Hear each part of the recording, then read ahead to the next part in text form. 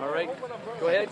Day two go? Day two, we had good energy yesterday, but I thought the whole practice today was a lot more energy, a lot more. They understood going from a teaching period to more of a full-speed team period.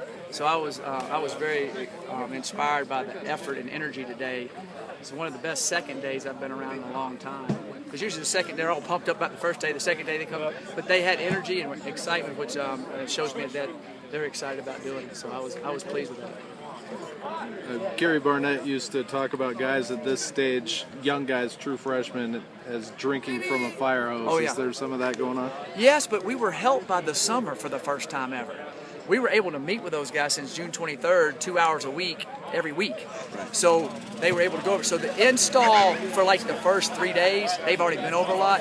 They're probably going to drink through a fire hydrant like the fourth day when all of it's in, because you kind of put in part of it today, part of it tomorrow, and you run those plays. And then about the fifth day, you're kind of running them all. And that's kind of when the fire hose starts. But right now, they've been able to line up and do things, and I think that's helping them perform better and making the practice look a little bit smoother, because sometimes you just like want to pull your hair out. Right. But I think that has helped.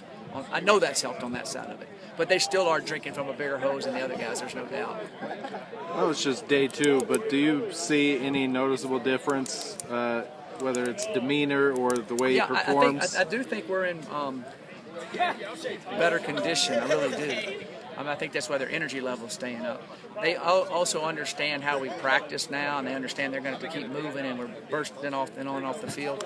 So I think we changed a few of our training habits this summer to help us with more of a base in conditioning, and not just as much sprint work, more distance running, which helps build your endurance. And I think that's really helped. It's something we've gone to, studying other.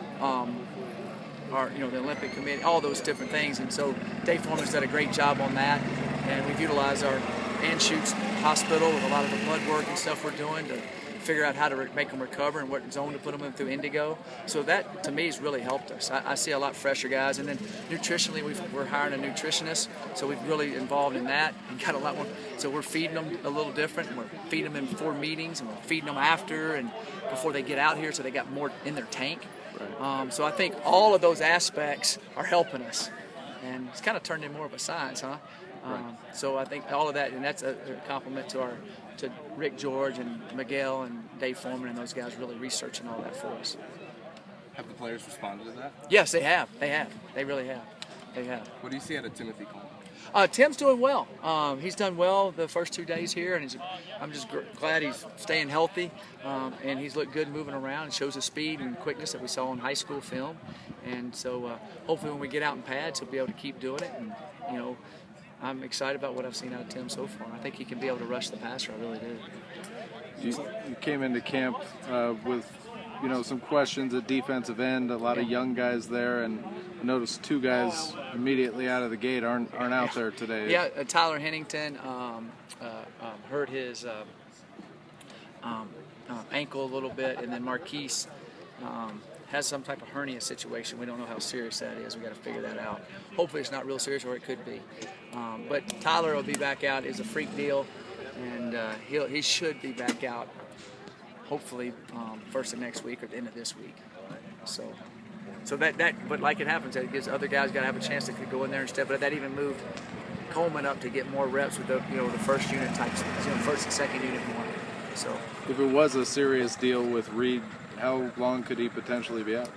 If it's a sports hernia that you have to operate on, then it's 4 to 5 weeks, 3 to 4 weeks. Okay. If everything goes right. So we're trying to look into all that. So don't know yet. Looks like Patrick Williams has a new role on the staff now. Patrick Williams. Yes. Excuse me, I went blank for a second. Yes, Patrick was our assistant recruiting coordinator. He wanted to be a graduate assistant and be on the field and try his hand at coaching. I said, "You sure you want to do this coaching?" And he said he definitely did.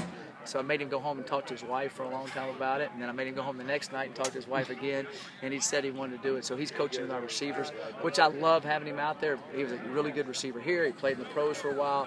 He gets along really good with Troy. So, all our receivers are getting coached by former pro players, and I think very sharp guys. So Patrick's going to add a lot to us there, helping with those guys. So I'm glad he's doing that. What do you want to see out of Cepho, between now and the time the season starts? I want to see, which I'm seeing, more consistent accuracy, okay, and then his ability to get us in the end zone and the red zone. And those are some things that's partly ours, partly those guys. So we've got to mesh it all together. So I have a great understanding of our red zone concepts and what we're trying to do there, and then really be more accurate. And really that's 2 throws a game, and all of a sudden you go up from 55% to 60%, 2 more first downs. I mean, it changes the game. So it's not a lot, but I see him doing that, and I also see Jordan doing a good job of still grasping all the offense and the new little things we put in. So I feel good about both those guys, and feel good about Cepho doing. I think he's doing really well. I still think he has the zip on the ball. It's improved, and he's always been a competitor, and I'm liking what I'm seeing. I think he had 37 of his passes were under duress last year. Yep, that helps. That hurts. Is that a high number in your mind? Yeah, in 6 games, I would say yeah. And so, but some of that was he was holding on to it too long. Okay, but some of it he held on to it and threw the ball in there, because the fine line on him is the thing you can never teach a quarterback is to see the guy that sits in there and doesn't see the rush and it's tough. You can't make a guy do that. You can't. He can do that. So that's the great thing about it. Now, knowing right where he wants to go with the ball, what step he wants to go with it, instead of hitting the step and go, oh, I got to go here, and then you're a little late or it's a little off. If you know going back where you're going and you hit your last step, boom, as the guy does in Denver, you see the difference. So that's where I think he's come to. And when you do that, he has all the tools to be able to do it. How does Shea look today? I'm not commenting about freshmen for a while. Okay. We're running around in pajamas, guys. Okay. All right, thank you very much. Thanks.